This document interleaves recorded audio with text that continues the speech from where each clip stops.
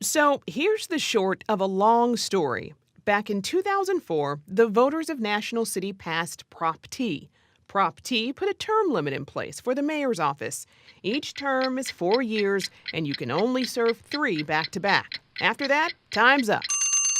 70% of voters said, let someone else get elected. Like in the city of San Diego, the mayor is a strong mayor. But in National City, they're just a vote on the council. Political scientist Carl Luna has been watching National City politics play out for decades. The idea that term limits keep you from getting entrenched politicians. The mayor would be termed out in 2018, this next election cycle, when lo and behold, there's a new measure out, Measure B. It puts a standard 2 term limits on all elected city officials. You got to balance it. Let its most vocal supporter, current Mayor Ron Morrison, tell it, Measure B would mirror what most other cities have, consistent term limits for all elected officials, not just the mayor's office.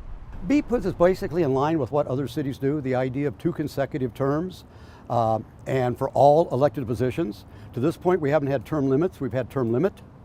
So it's on the mayor only and not on all of our elected officials, which includes the council members, the city clerk, and the city treasurer.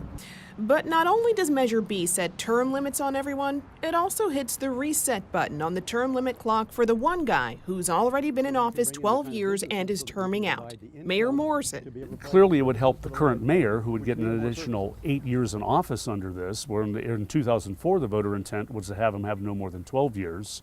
This is kind of like changing the rules after the fact. It is a deceptive measure that would repeal the 2004 law, allowing him to run for another 2 terms.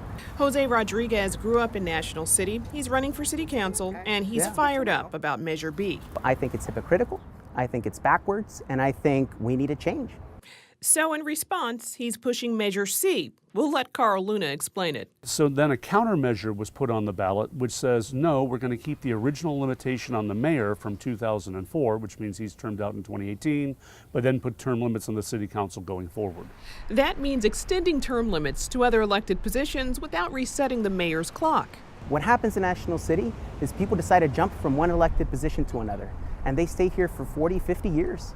I think public service is good, but people have to change with the times. And allowing new people to come up is going to allow our city to be flexible to deal with issues in the future.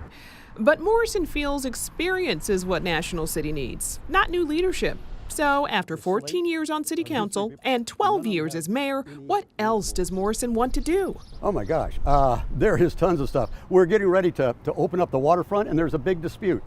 The groups that they back want to turn everything into parks, which is really nice, really nice. The problem is, our city, like most cities, are looking at deficits coming into the future because there's less revenue coming in because of internet sales, things along that line. The mayor's been in office for a quarter of a century, and he hasn't accomplished, he says, what he wants to.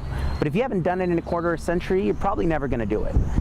Luna says between Measures B and C, you'll find petty politics, accusations of entrenched government, and the possibility of no one walking away the victor, while nearly 1 in 4 National City residents lives below poverty.